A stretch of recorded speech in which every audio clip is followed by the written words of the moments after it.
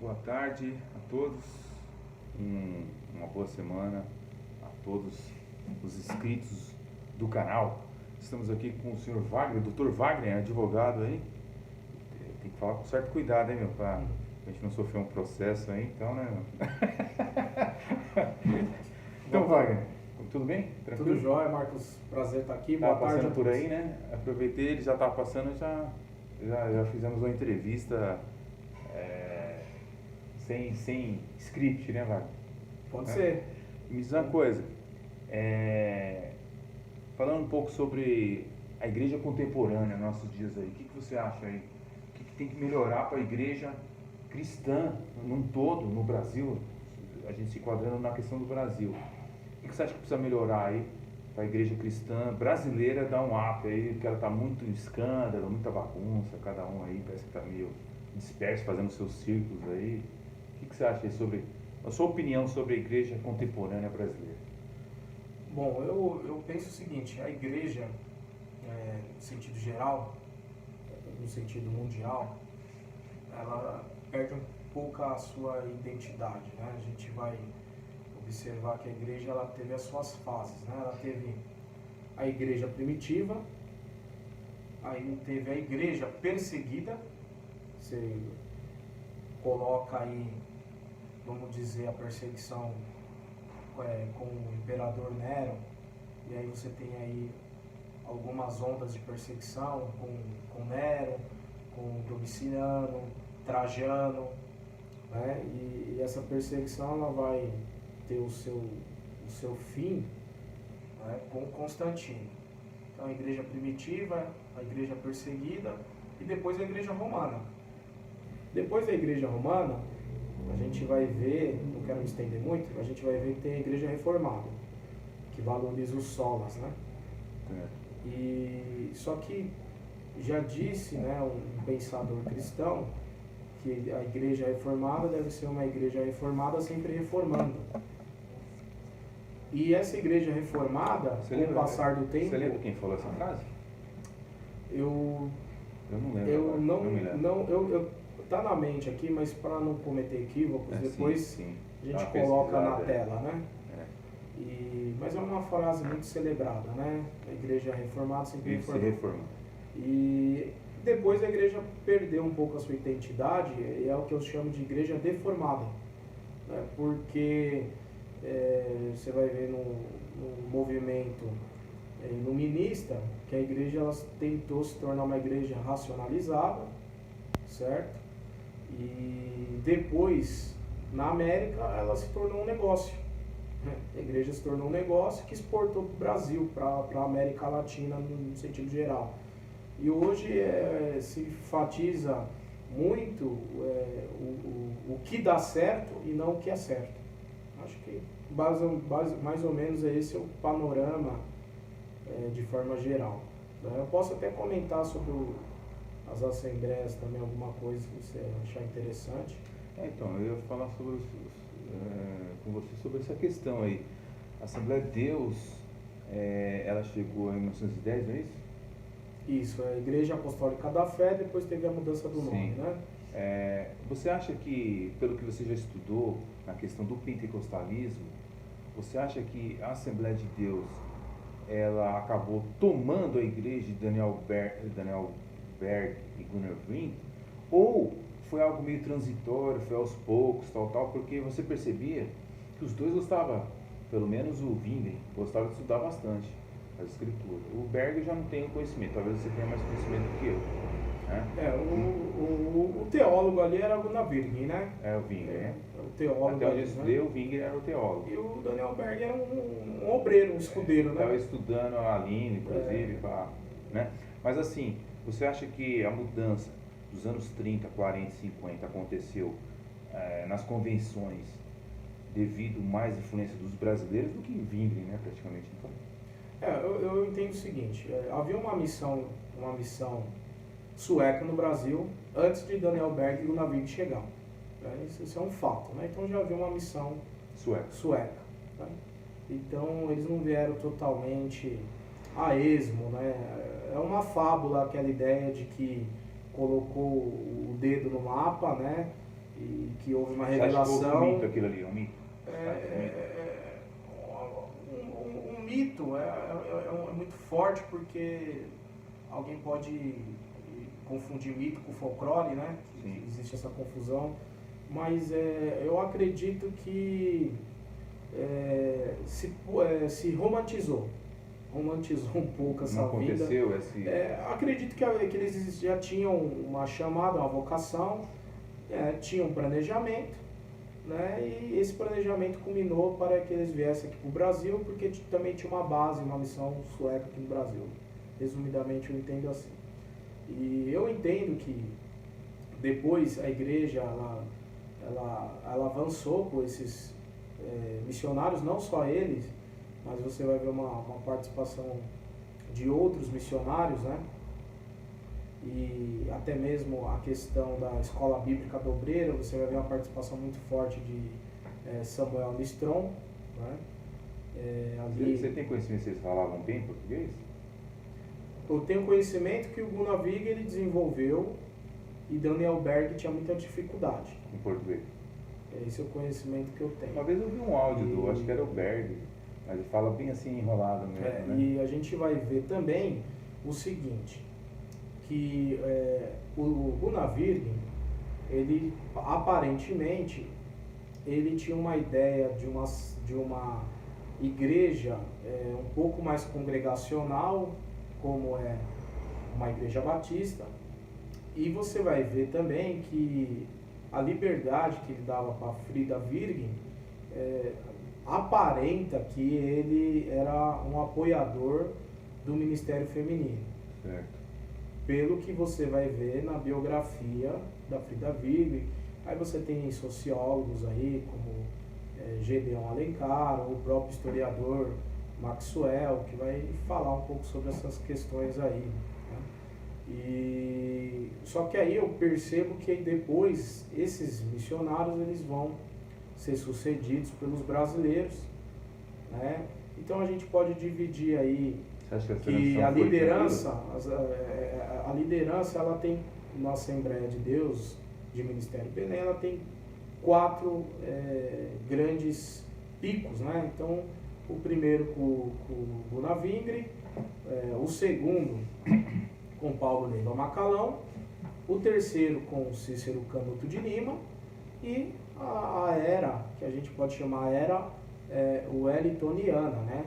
Que aí a gente vê que depois é sucedido pelo seu filho, né? Eu estudei no Cícero Canuto de Lima, no então, básico de teologia, mas depois mudaram o nome, né? Mudaram para a FAESP e aí tem muita discussão do porquê isso ocorreu, né? Que aí você acaba deixando um pouco o legado do Cícero Canuto de Lima. Tiraram o nome dele da história. Basicamente o assembleano que não é antigo ou tampouco pesquisador nem conhece mais Cícero Canuto de Lima, mas ele teve uma participação importante no ministério. Ele foi um dos pastores presidentes bem influente. Presidente convencional e presidente da sede aqui no Belém. E você vai observar que Paulo Neiva Macalão, ele era uma pessoa que introduziu, eu não vou dizer introduzir, mas que reforçou a doutrina e os costumes assembleanos, como a gente conhece hoje, né? E antes da divisão, né, a famosa divisão que houve, né, depois a cisão, né, Belém e Madureira, que você pode observar que lá em Madureira existe lá a catedral lá, erigida por Paulo Neiva Macalão. Mas o que é importante dizer, de maneira geral, é que a igreja, aos poucos, vai perdendo a sua identidade, não só a Assembleia, mas de maneira geral, que as famosas ondas, que a gente vai dizer igreja tradicional, igreja pentecostal e igreja neopentecostal. Então, nessas ondas, a igreja, como conhecemos, ela vai perdendo a identidade. Que a igreja, eu entendo que ela tem que ter um tripé, né, que é a ortodoxia, que eu vou dizer que a ortodoxia é o que nós vamos falar aqui, o correto entendimento da Escritura. Aí você tem a ortopatia, que é o correto sentimento pelas almas, né? E aí você tem a ortopraxia, que é a correta prática. Essas três questões têm que caminhar junto. Uma correta opinião, um correto sentimento e uma correta prática. E quando você não tem isso, você tirou o fundamento do que é ser igreja. Eu acho que esse é o ponto. Você acha que perdeu essa identidade, hein? Eu acredito que ainda existem igrejas sérias, né? Eu não sou favorável, né, ao que eu chamo de movimento dos desigrejados. Eu também divido isso em três questões importantes. Cresce bastante. Eu divido o seguinte: existe o afastado, existe o desviado e existe o desigrejado. São três coisas diferentes. O afastado é aquele que temporariamente está aborrecido com alguma coisa, ele se afasta, mas ele tem interesse de retornar um dia ou até mesmo de transitar entre ministérios, né? O desigrejado, ele adotou isso como filosofia de vida, né? Eu acredito que é até uma distorção por uma questão de uma exegese, né? Ele entende que a igreja, de maneira institucionalizada, está equivocada. E eu já entendo que a igreja ela precisa ter esse caráter também, no sentido de uma administração, de você ter uma base, de você ter um local para você congregar, de você ter um local para comungar. Eu entendo que isso é bíblico, né? E você tem finalmente o desviado aqui, que eu entendo que é totalmente diferente do afastado, é o apóstata, né? Então o desviado é aquele que negou a Cristo literalmente e abraçou uma outra causa, né? É isso que eu entendo. Parece que os canais hoje pela internet, as redes sociais, mais precisamente o YouTube, parece que ajudou a ter mais desigrejado hoje, né? Você vê canais aí incentivando assim de uma maneira bem enfática, eu tive né? notícia do seguinte, inclusive. Hoje o que mais se fala é metaverso, né? Metaverso e tal. Inclusive o universo de Hollywood está explorando isso em filmes e tal. A gente vê que Mark Zuckerberg, né, fundador do Facebook, ele tem um projeto sobre isso. Quando você abre o seu aplicativo WhatsApp, já aparece com o nome Meta, né? Acredito que toda a rede é por igual. Acredito que quando você vai abrir outros aplicativos já aparece a Meta. E dentro desse contexto eu li uma reportagem recente que a Igreja Batista da Lagoinha está criando uma plataforma online que é um metaverso, onde você vai ter o seu avatar, né? Virtual. Você vai ter o seu avatar para congregar. Tem até batismo Então virtual. vai ser um culto game, né? Eu não sei se isso é o futuro, né? Mas eu acredito que isso tira a essência. Ok. Bem, então nós estamos aí conversando aí com o Dr. Wagner a respeito das mudanças que têm acontecido aí nas igrejas contemporâneas brasileiras. Para finalizar, Sr. Wagner, para a gente não ficar estendendo muito o vídeo, né? Mas qual você acha que será o rumo da igreja brasileira como um todo, né? Tanto as tradicionais como as pentecostais nos próximos 10 anos? O que você acha aí? Profetiza aí, meu irmão. Tô brincando, hein, pessoal? Eu Uma prova esse acredito negócio de profetiza. eu acredito que a história ela é cíclica, né? E na verdade tem uma frase também de um pensador que diz que quando você não conhece a sua história, você está fadado a repetir os mesmos erros.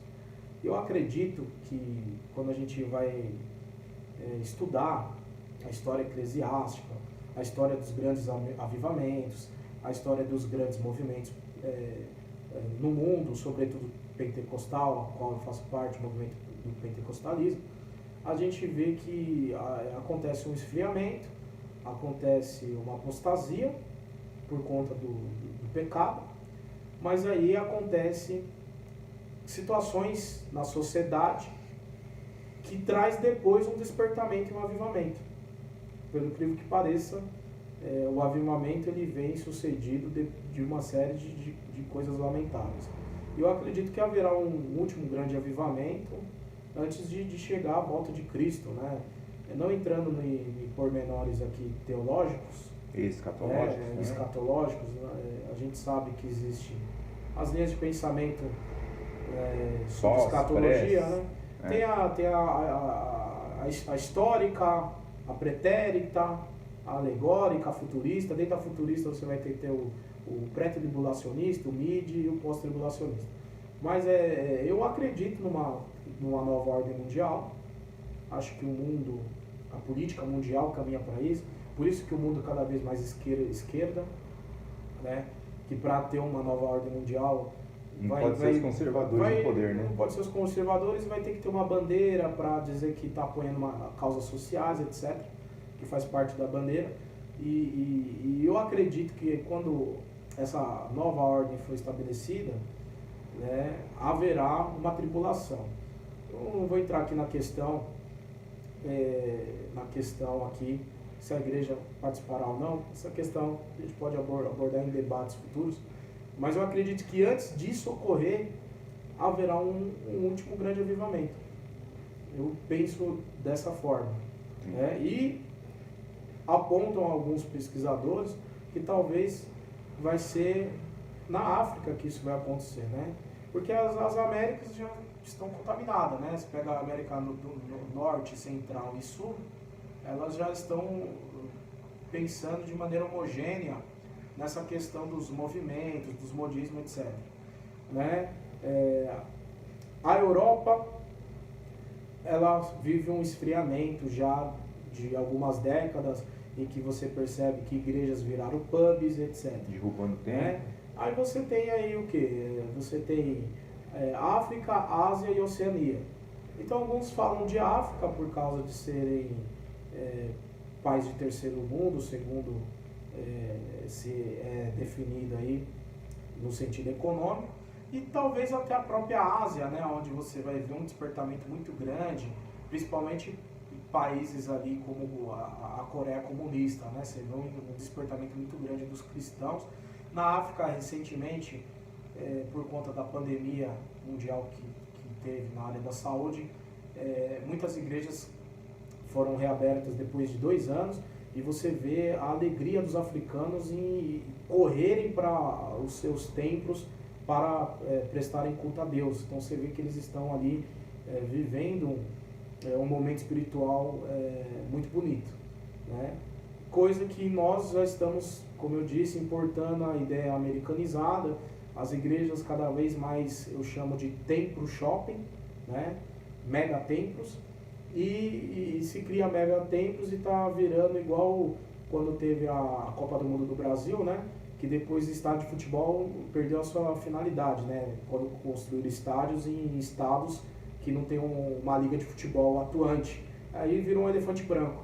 E a gente vê que tem igrejas, mega templos, que está virando elefante branco, porque são templos enormes, mas que não conseguem se encher, né? Porque não existe um interesse das pessoas de buscar a Deus nesses templos. Então, é o oposto do que a gente vê na África. Parece que o Brasil segue o caminho dos Estados Unidos, né? O Brasil, ele importa praticamente tudo dos Estados Unidos, e já não é de hoje, né? Já não é de hoje. O ocidental, né? A filosofia ocidental de viver. E o cristão americano, né? Eu não estive na América, mas a gente acessa conteúdo, palestras e documentários, a gente percebe que é um cristão relativista, né? Então, nós não podemos relativizar a palavra. Tem que ser um manual de regra e de fé, né? De fé e de prática. Inclusive, essa brincadeira que eu fiz aqui no início da fala do Dr. Wagner foi: profetiza aí sobre o futuro dos 10 próximos anos. É uma brincadeira, mas são modismos que vêm lá da América, né? Da confissão positiva, teologia da prosperidade. Isso aí não existe, profetize, né? Uma semana de bênção, pá. Mas eu quis só dar demonstração sobre ele, falando sobre os próximos 10 anos do ponto de vista dele, do Dr. Wagner, e automaticamente, dentro disso que a gente está falando, é o que acontece, os modismos americanos que invadiram a igreja brasileira. A igreja, ela passou por isso, né? Uma igreja atuante, uma igreja perseguida, depois uma igreja filosófica, uma igreja que virou negócio, e algumas igrejas aí estão virando circo, né? E com pastores usando metodologia, com ferramentas aí de programação neurolinguística, técnicas de hipnose, truques de mágica e por aí vai. Se o Padre Quevedo estivesse vivo, talvez ele estaria entrando numa nova fase aí, de pesquisa dentro das igrejas, né? Eu diria isso não existe.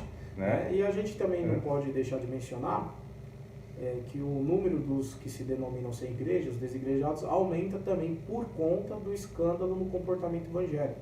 Sim. Né? Onde você não vê mais um padrão, né? Não vê mais uma identidade. Acabamos perdendo muito a nossa identidade. Senhores, muito obrigado por nos ouvir nessa conversa informal que nós tivemos aqui. Vamos deixar para vocês esse vídeo com algumas perspectivas que a gente tem assim, né, a grosso modo, vamos dizer assim, sobre a igreja cristã brasileira. Espero que seja útil para você essa conversa e que você também esteja alerta sobre a sua igreja, sobre seus líderes, e você esteja sempre lendo as escrituras, esteja comparando o que ele diz, né, como diz lá os bereanos, né, Apocalipse, Atos, acho que 17, não lembro agora, os bereanos, né, eles confrontavam o que o líder dizia com as escrituras para ver se está batendo realmente aquilo que ele está dizendo, não é isso? Exatamente. Só para finalizar a minha participação, já que a gente comentou sobre desigrejados, eu entendo o seguinte: se você pegar o povo de Deus no deserto, né, o povo que Moisés conduziu no deserto, ali era chamado de congregação de Deus, né? Carral, né, hebraico, congregação no deserto. E a própria palavra eclésia ou eclesia, como alguns preferem, que vem de uma ideia de assembleia, era quando os atenienses se reuniam em praça pública para discutir as suas causas políticas, né? E em assembleia eles decidiam ali o rumo da polis, né, da cidade. Daí se extrai a ideia de eclésia, que virou, né, como nós conhecemos, o denominado igreja. Então igreja é ajuntar-se, é congregar-se, é comungar do pão, né, o partir do pão. Você não é igreja sozinho acompanhando no YouTube, não tem como, você tem que se conectar com as pessoas.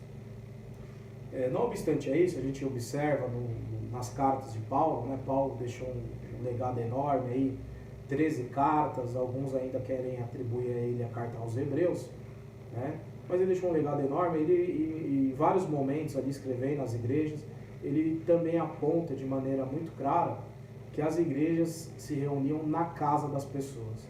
Então a questão não é uma igreja institucionalizada com um CNPJ registrado na Receita Federal e em cartório de notas. A questão não é essa.